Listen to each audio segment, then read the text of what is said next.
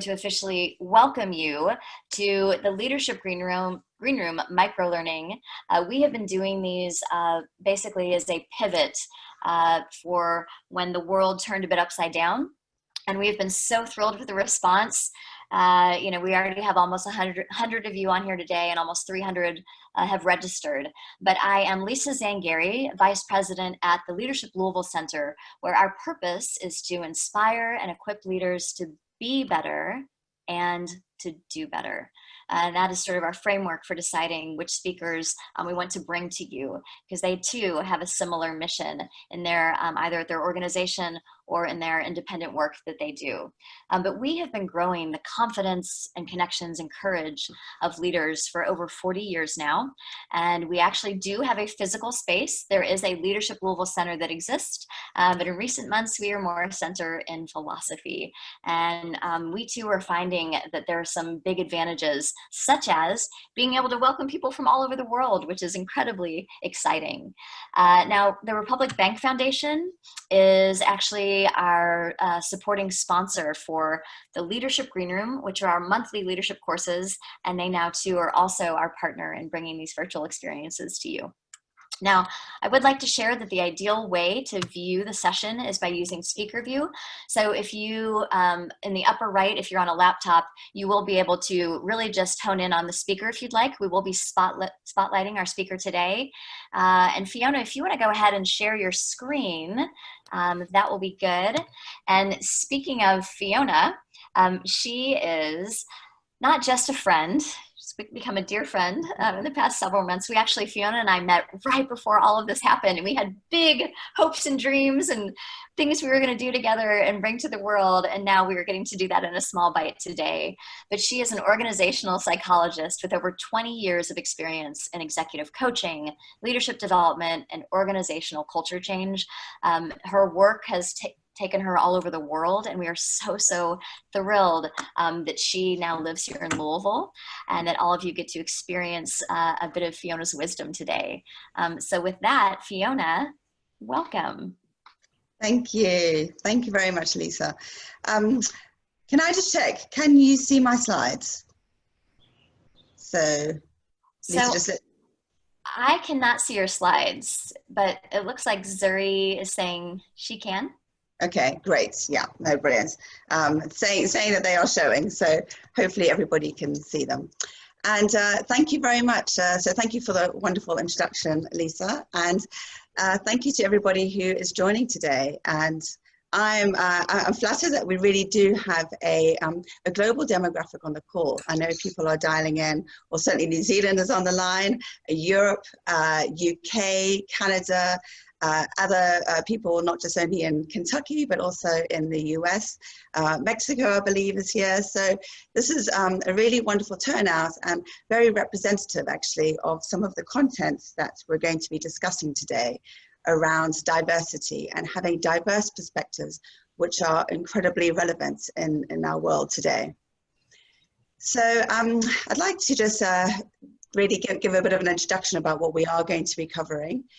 And the whole Leading with Grace topic, this is really about leading with awareness and leading with presence. And so today I'm going to talk about what that means for our leadership, especially as we come out of the pandemic, which is a context that we have been obviously in, and thinking about what are some of the broader systemic forces that have been at play in our society today.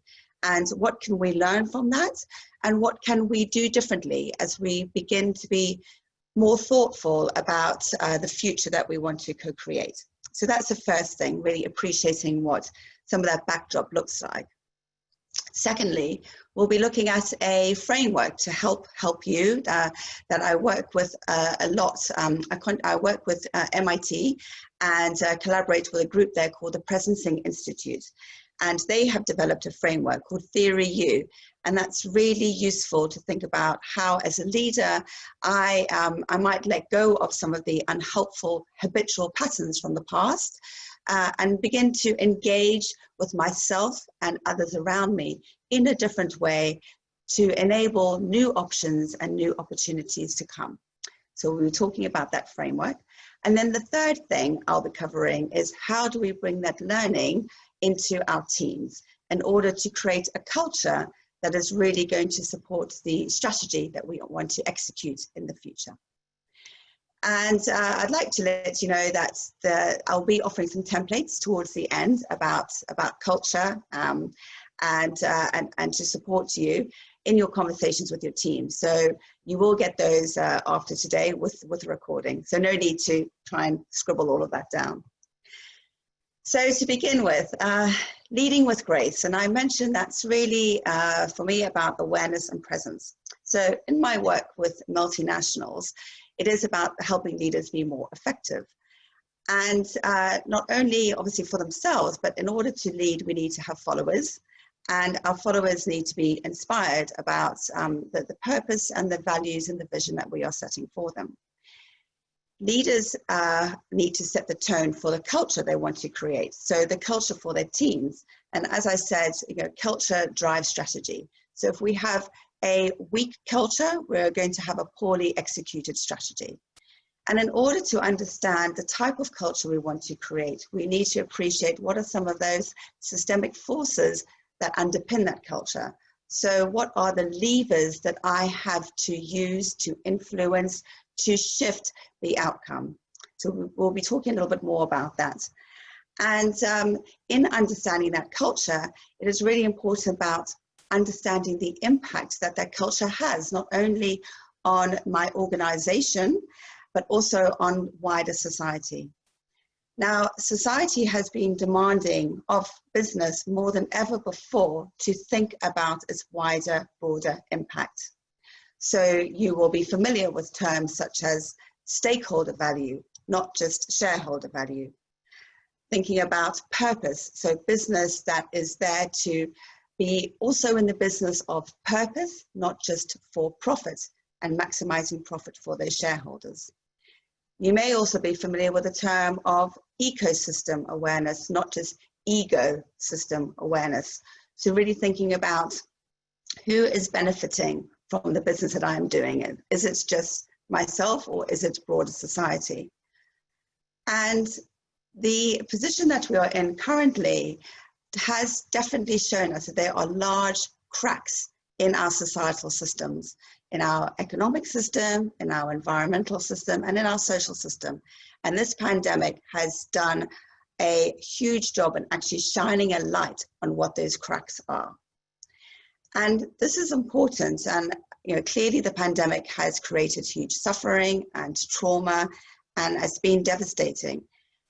And it is our responsibility to learn from that and to really think about what opportunity has this created for us, to reflect on where we have got to today, why we are in this position today, and as leaders, what we can do to create a different future, a future that we all want to be a part of, and a future that we are all proud of.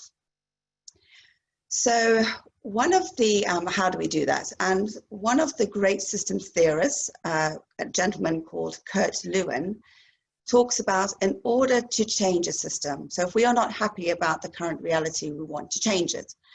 In order to change a system, we need to reveal the system to itself. And that is how we create awareness. And a metaphor for revealing a system to itself is the Apollo 8 mission that I'd like to share with you. So hopefully my slides are working. I'm just going to try that one more time. There's a little bit of a delay here, so apologies. Zuri or Lisa, can you take over the slides? I can't seem to click through.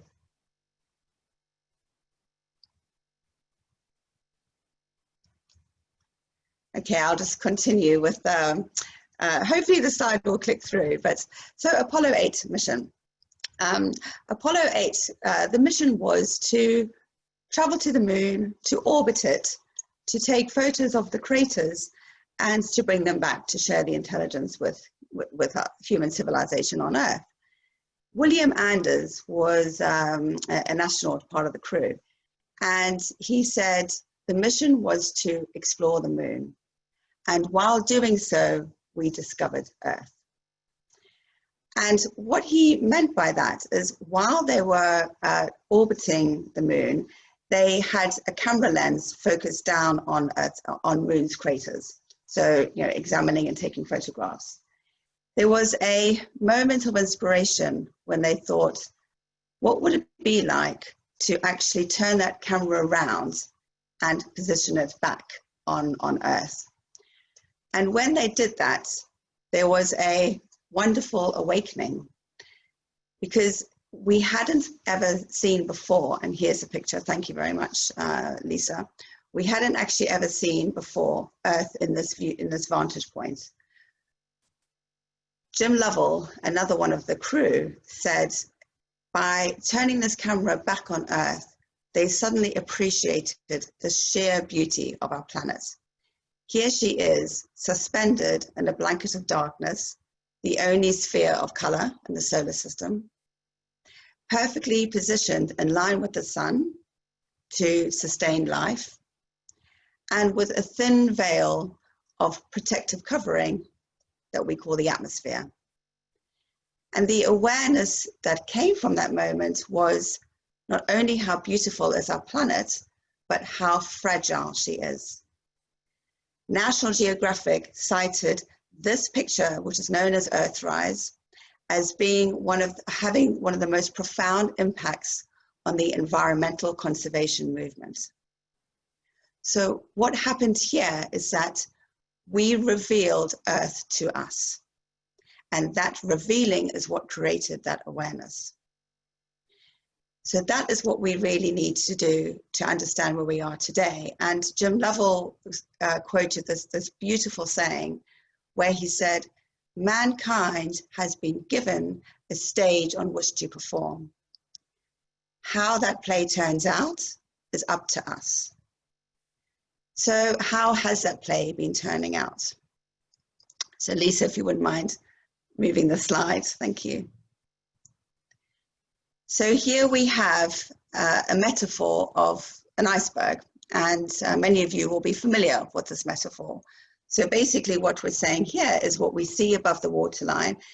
This is behavior, so it's tangible, it's observable.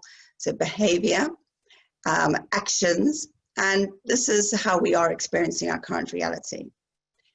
Underneath the waterline is a far greater, deeper rooted structure. And that is what is sustaining the current reality above the waterline. Now, MIT have coined a phrase, the three great divides, which really represents what is happening in our society today. So these three divides are the ecological divide, how connected or disconnected we are as a race with the environment, the economic divide, what are some of the cracks in our current economic and market systems, and the social divide, how connected I am with myself and with others. So the ecological divide. If we continue to consume at the rate that we are consuming, and at the rate that the population is growing, we will need 1.5 planets to sustain us. All we need to do to really understand what this means to look at some of the science provided by climate change. So the impact that our human footprint is having on the planet is becoming unsustainable. Hurricanes are setting unprecedented records. We are seeing forest fires devastating whole communities, not only in places like California, but in Australia, where huge rafts of wildlife have been destroyed. The economic divide. 50% of the world's wealth is held in 8% of the world's population. And we know that with the pay gender gap, so difference between women and men, Pay Scale, which is a research organization, have shown that female executives on average in 2020 are earning 80 cents to the dollar compared to their male counterparts. This pandemic has also shone a light on the disparity of pay in our society, and it is ironic that the very people who are keeping the fabric of our communities going at the moment are paid the least. Our frontline workers in hospitals and grocery stores, our people who are keeping the trash off the streets. And then the social divide. the World Health Organization have said that over the century, more people have lost their lives to suicide-related deaths than they have to homicide or war-related events. So more people have been taking their lives voluntarily than involuntarily. That's a devastating statistic. The National Institute of Health here in the US showed last year that 70% of adolescents are citing anxiety and depression as the two main causes of concern for their peers and themselves.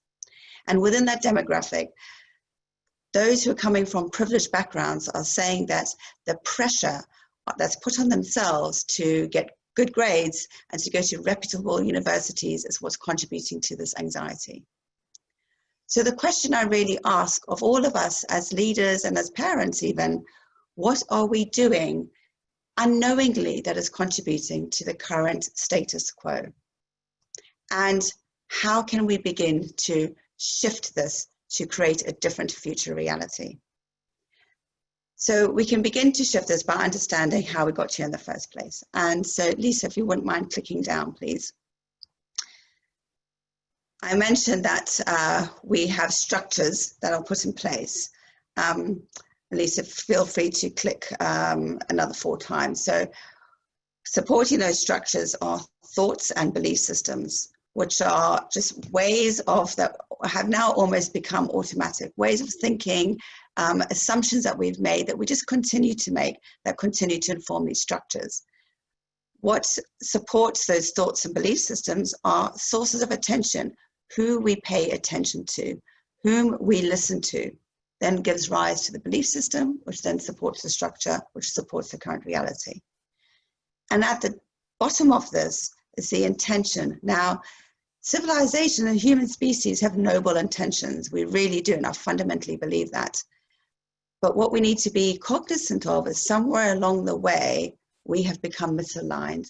We have potentially lost our thread of connection between what the intention is and what the reality is. So let me give you an example. So Lisa started off with a wonderful icebreaker around working from home. And this is a very real reality that we're all experiencing. And it's an example I'd like to use here. So working from home, that's what the pandemic has really brought to our attention about the possibilities, the trust that we are now appreciating that we have of each other, of our co-workers, of our teams, and what it means to work from home, which is a massive shift from where we were back in February even. And where this, you know, what is this about? Well, before working from home, really the tradition, the norm, the belief system was that we need to be in the office to be productive. So if you think about maybe what the original intention is, certainly back in the 50s, when, you know, our industrial revolution was really kicking in from a business perspective, the intention is that if we gather people together, then we have control over them. So 50s management thinking was very much around command and control. So if we gather people together, we have a line of sight, we have oversight over how people are performing, how they're interacting, at what time they're clocking in, and at what time they're leaving the workspace. The sources of attention were basically the business community at that time, which then continued to reinforce the belief system that we need to have people together to make sure that we understand what they are doing, that they are productive. And so that has led to structures such as more work offices being built. So there has been an expansion, you know, taller buildings, more offices, especially as organizations have grown. Now, you know, this has evolved obviously since the 1950s, and more recently, being in the workplace is actually about connectivity. It's about ideation. It's about collaboration to share ideas, to leverage each other's networks. So a noble intention about bringing people together in order to contribute to a more productive workforce. However, the reality is, well, yes, we have been productive, but there have also been some unintended consequences. And all you need to look at is the stress management research and data. So companies like Gallup have done some wonderful research globally, interviewing thousands and thousands of executives and employees about how engaged they feel in the workplace. Now, engagement is a key performance indicator when it comes to productivity. So if you want a productive workforce, look at how engaged your people are. And we know that when people are engaged, they are more likely to give that extra mile, to put in that extra effort, which is going to exponentially affect your bottom line. What creates disengagement? Well, first of all, stress, which is brought on by a lack of work-life balance. We have known this for years, and it hasn't taken, well, it's needed to take a pandemic, quite frankly, to actually bring that to life, but it's nothing new. So through those engagement surveys, we know what contributes to engagement and we know what undermines it. And employees have been saying for years that they would like more work-life balance, that they would like to be more trusted, to be able to have flexibility over where they work and maybe how they spend their time. So the intention of bringing people together, as noble as it is, has contributed to some unintended consequences. But we haven't really been paying attention to that. We haven't really been paying attention to what the feedback loop is, to actually create a moment of reflection, of pause, to say, are we still doing what we think is the right thing? Or actually, do we need to address some of the unintended consequences? Now, this pandemic has also brought to light, for me, the whole argument for diversity and inclusion. We know how important it is to have diverse perspectives in a room to create different ideas which lead to innovation, which leads to high-performing organizations. I feel that this pandemic has really shown us what diversity and inclusion means. And in looking at engagement and in looking at productivity, you know, there are parts of society who want to contribute to the workforce but haven't been able to because we haven't given them that flexibility. So it might be single parent families who've got childcare at home who are saying if they can work slightly different hours, they can add value, they can contribute to the bottom line, they can contribute to the benefit of the stakeholder community. But we haven't really made space for them necessarily. We've got an aging workforce who still have huge amounts to give, huge amounts of value, of wisdom, of experience, of energy to contribute. And again, if we can be more flexible with our workplaces and with our working contracts, we can allow them the opportunity to do that, and we all benefit from that. So we really do need to stop and think about what are the thoughts and belief systems that are now out of date, that we need to begin to change. And who do we need to be having a dialogue with and having a conversation with that's going to inform a different way of thinking? Whom are we paying attention to? Are we talking to some of those disparate parts of our communities? Maybe those corners that we have been not really giving much thought to previously. So a real opportunity here. Now, how might we do that? So Lisa, please, if you could go on to the next slide. I'd like to offer you a framework to consider, especially after we leave today, to think about how are we listening and how do we begin to let go of some of those outdated paradigms. So this framework was developed by the MIT group called Presencing Institute, whom I mentioned before. And the architect of this framework is the founder of that organization, Otto Scharmer. And you can see by the date that he developed this in 2004. 16 years ago. Quite frankly, I think this framework was probably ahead of its time then, and now it is incredibly relevant and hugely valuable. And this is a framework that we often use in our executive leadership programs with global organizations. So in terms of what's going on here, this is about how we listen. So I just talked about those sources of attention. Who are we listening to? And level one, if I just go down the left-hand side, these are the 4 different levels of listening. And level one is where we often can spend our time. And this is about selective attention. I am listening to confirm what I know already. I am listening to some of those habitual patterns, maybe something that has been discussed in years of literature or in the academic world or in the business world. And it's something that has been proven previously, but Maybe it is not fit for purpose anymore, but I'm still listening to it. Why? Doesn't take much energy. It's easy to listen to what we know. It is easy to seek out to confirm whether I'm right versus being challenged when I'm wrong. And this is important, because if we continue to listen to this level, at this level, nothing's going to change.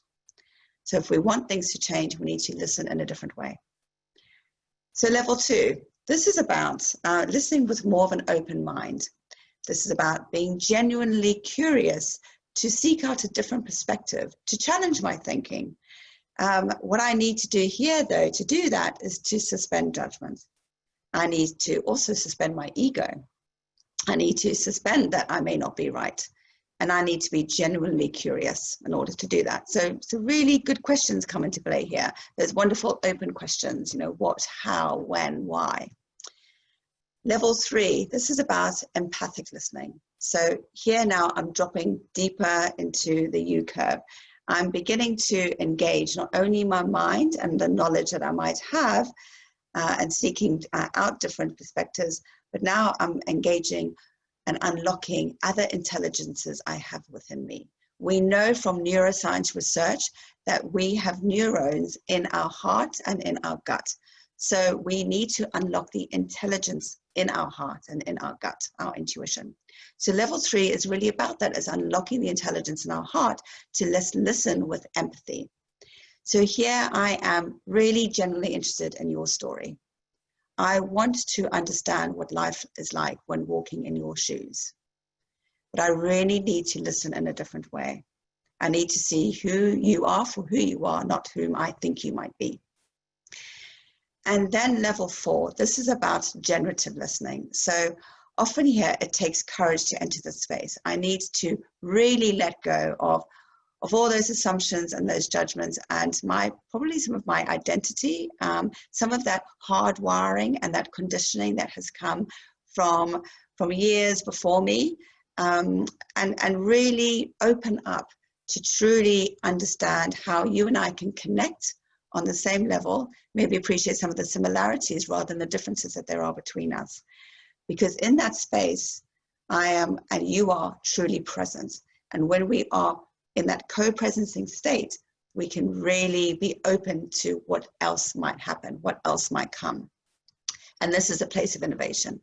This is a place of new ideas and possibilities. And this is then where we can accelerate to get to a different outcome, where we are performing at a greater level than before. So these are the 4 levels. And to bring that to life, from a real experiential perspective rather than just discussing the theory, I'd like to share a story of my experience of this. So part of my work is to take leaders on immersion visits into corners of the community that they may not have been venturing into before. So I took a group of executives from a professional services firm, and they were from around the world, and we went to Malaysia. So we had a broader leadership program happening in Malaysia, and part of the experience there was this immersion visit. And we took this group into a part of the jungle where an indigenous tribe had been made homeless. And they had lost their homes in the jungle due to deforestation. So deforestation, we've heard a lot about when it comes to the survival of the orangutan species, for example. It also has had a huge impact on some of these indigenous communities. And with this group, we went with a volunteer organization. And this volunteer organization was led by a young man who's 24 years old. And he has made it his life's mission to build homes to house his community. And he's done that solely on the efforts of volunteers and on charitable donations. His group is called EPIC, so check them out. And his name is Jonathan. And his story was fascinating, and I'll share a little bit about that in a minute. But he hosted the visit. So we went into this community. And the whole purpose of this for the leaders was to understand how do they show up and how do they engage with a group of people that for some of them their paths will never have crossed, and where they can't lean and rely on their identity as senior executive in a professional services firm. They can't sell them anything. They can't advise them on anything necessarily. They don't have that identity of the label or the level at which they are operating in the organization. This interaction is really requiring them to be who they really are. And for some people, that can be really challenging.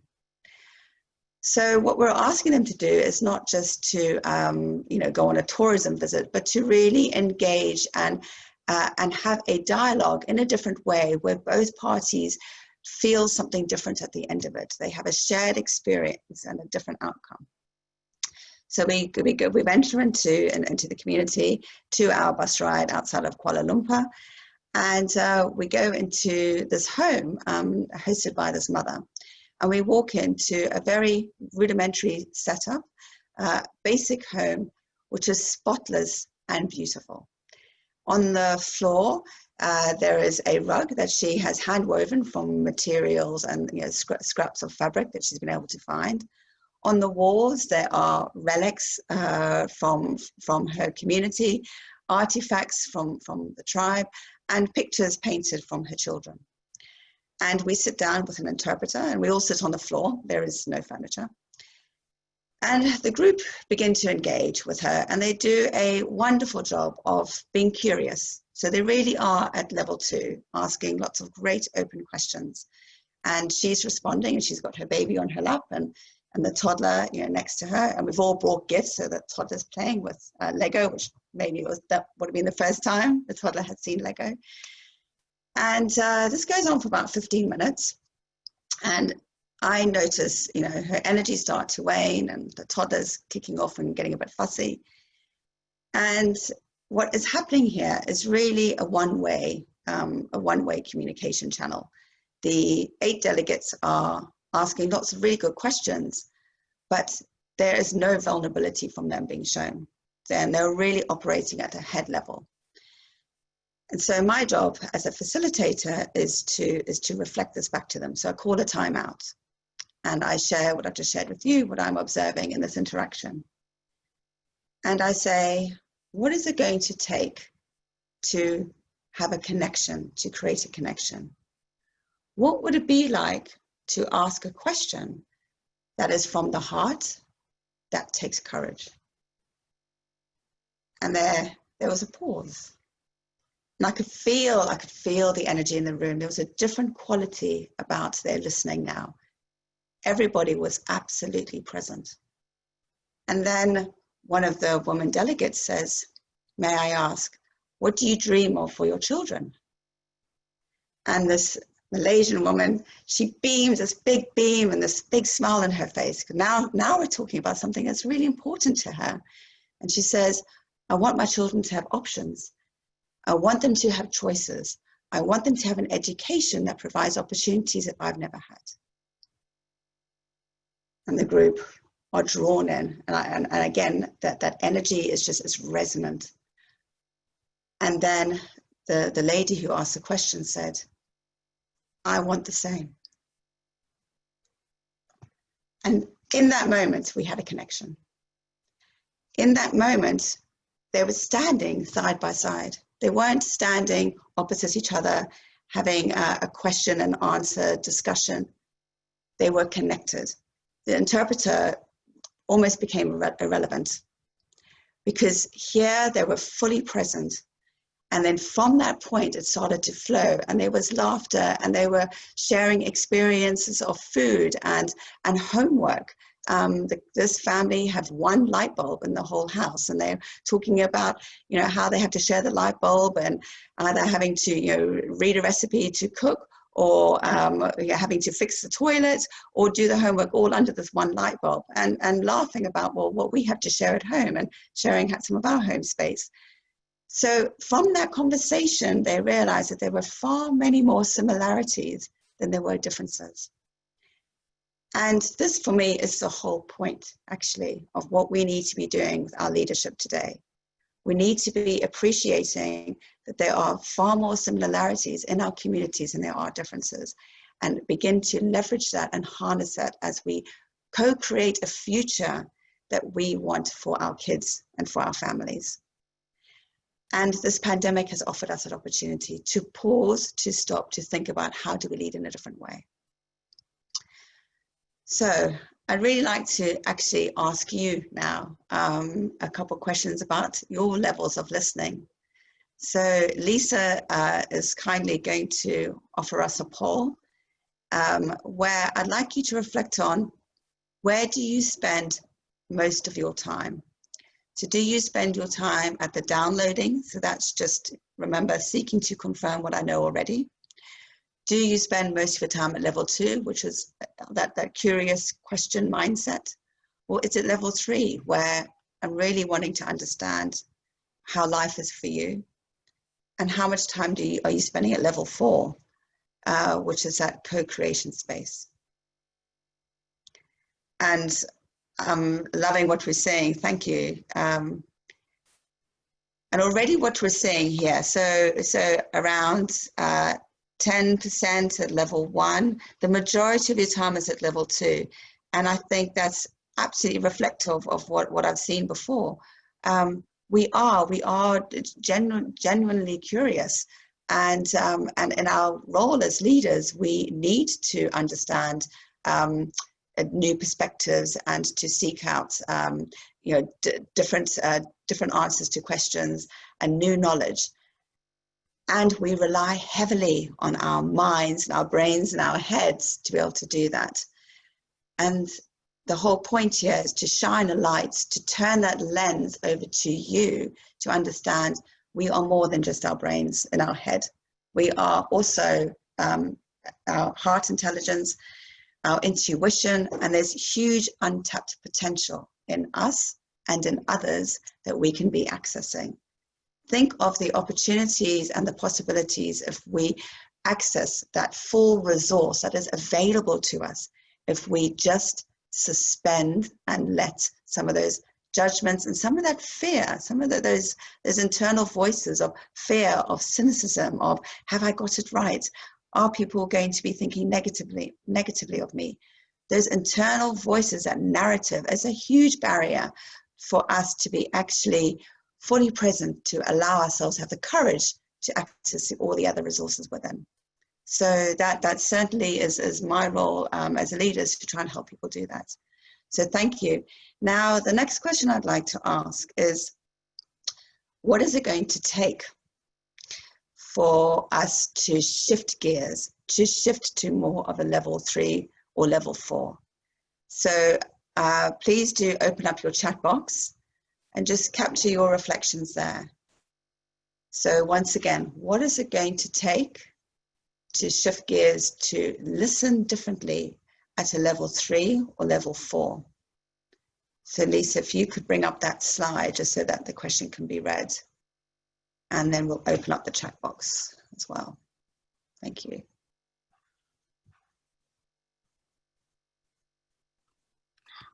Intentionally making time, more time and space, self-awareness, intention, being fully present, vulnerability, and shared trust, courage, identify my judgments or fears.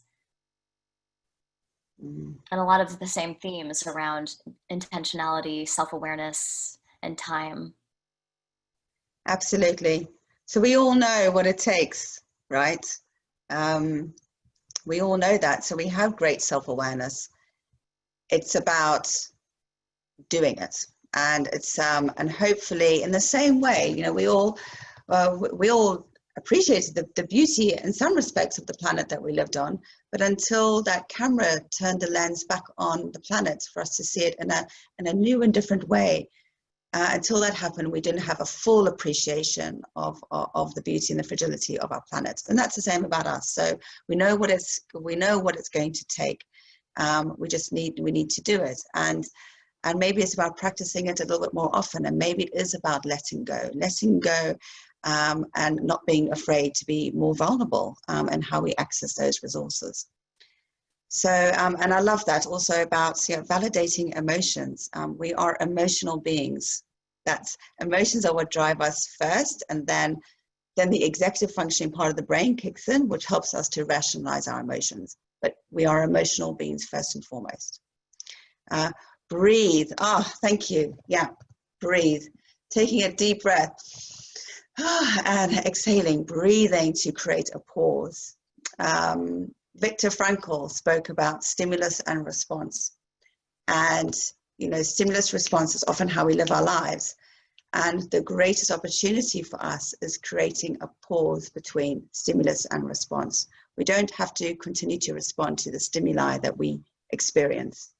We can create a pause, and in that pause is our gateway to freedom, as Viktor Frankl said. And using our breath is a wonderful way to create a pause. So being more intentional about taking a breath, allowing ourselves, giving ourselves permission to actually create more of a pause. And this is what the pandemic has done for us. It has created a pause, a time to breathe, a time to slow down. And the wonderful quotes and sharings in the chat right at the start about, doing yoga on my porch. I love that. Really, sitting and having coffee, watching the birds, spending more time with my kids. What are we going to harness from this situation to take forward with us? And as we do that, what are we going to take forward to our teams? So Lisa, please feel free to bring on to the next slide.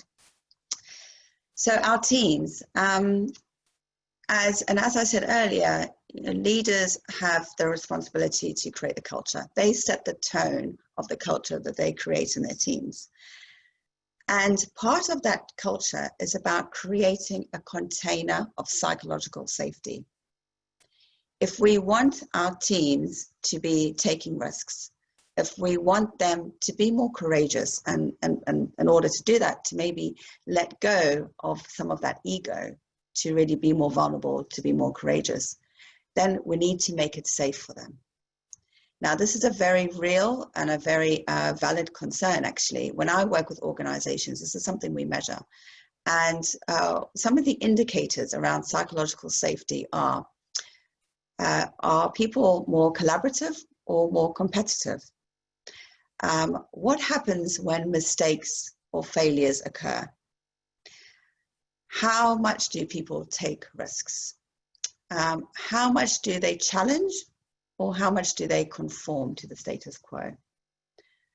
So, as you reflect on that, think about, think about what you want. And I hear so many leaders all the time, especially with my coaching clients, who say, I really want my teams to step up more. I really want them to be taking on more responsibility and accountability. And my response to that is, how are you enabling them to step up? Because it takes courage. So, and it takes learning from mistakes. But how is failure treated in this organization? So really wanted to think about that. And that psychological safety, that container, can be created in a physical environment.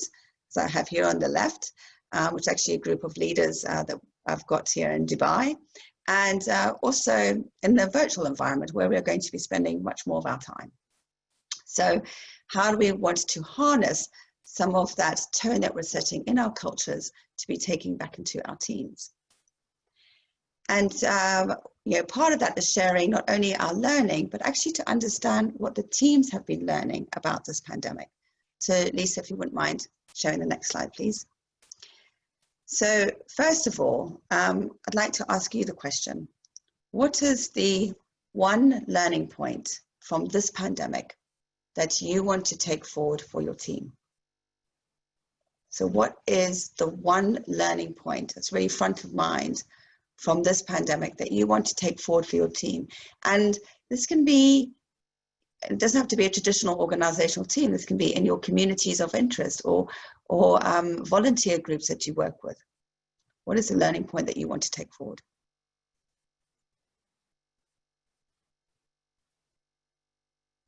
Okay, lovely. So just looking at some of the responses in the chat. Self-care, absolutely. Oh gosh, I love that one.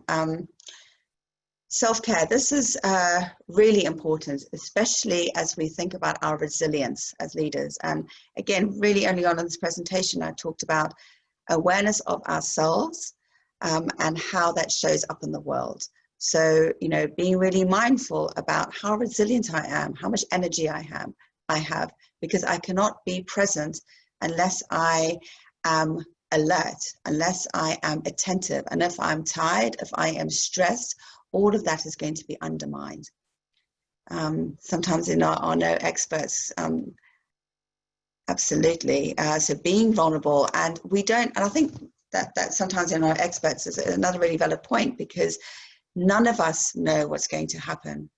Really, for the first time probably in this generation, we really do not know what's going to happen, what the future looks like. But we can be architects of it. So, and none of us individually know what that looks like, but by collectively gathering and paying attention to diverse, disparate sources of information, we can begin to sense maybe what the future requires, and what's required from us as leaders. Vocalizing appreciation, yes. Really appreciating what our teams have risen to during this challenge, what they've had to sacrifice.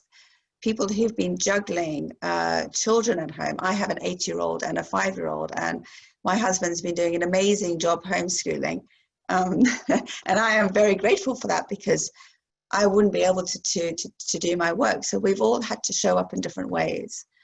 And also we've had to suspend, our identities. I know some of my clients have said it's been really hard doing a pitch or cold calling a client when the kids are in the background, because it's suddenly just shifted that whole that frame of identity. When I have a suit on and I'm in the office, and I've had my morning coffee, and I've got my desk, and I've got the meeting rooms, they all act as reinforcement of who I am, and all that's stripped away. So I still have to bring my full self, but I've got all these other challenges to deal with. So appreciating your team and what they've done is really important.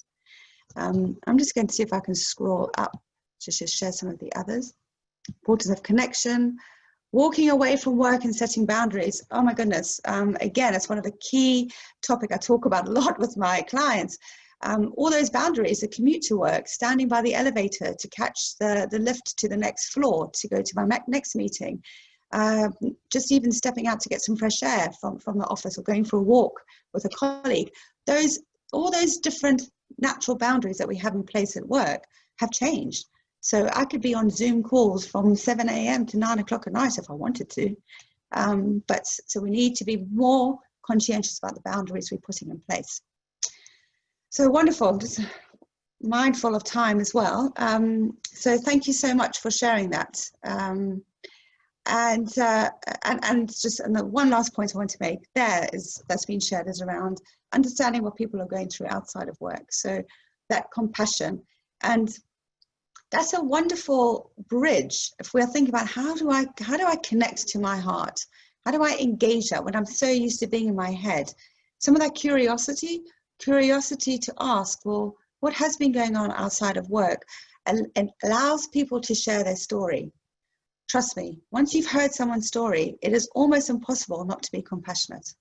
We all have a story to share.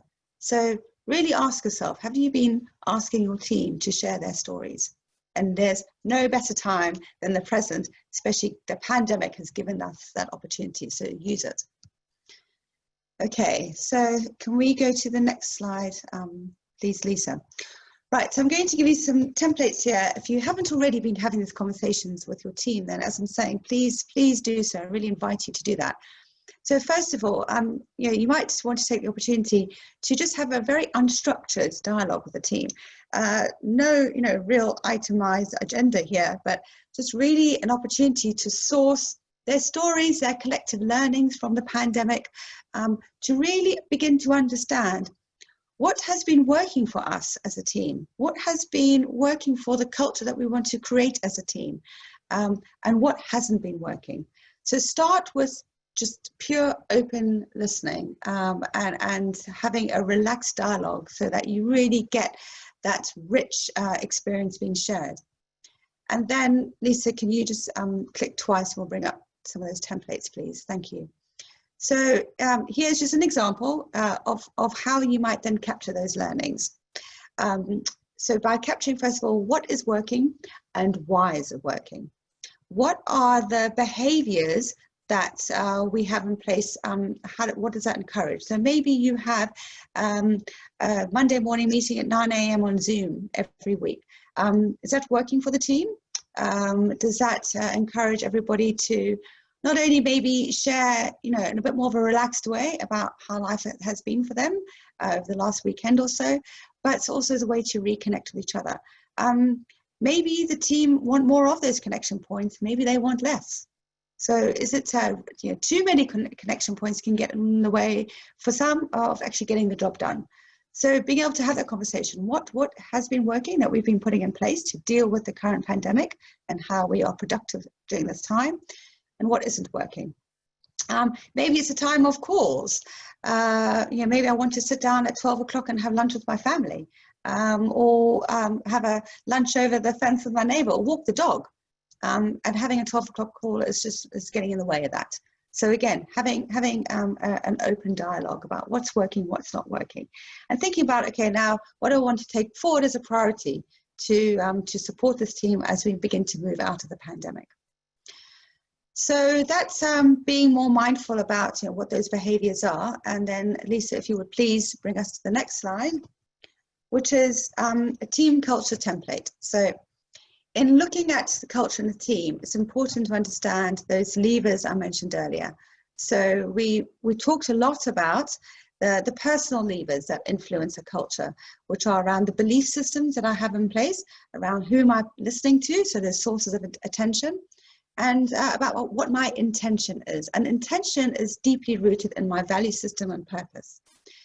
So values, and in the Malaysian visit I mentioned earlier, the gentleman called Johnson, who led us into this immersion visit, when he set up his volunteer organization, he said he made a huge assumption that in sourcing and recruiting volunteers, everybody would have the same values.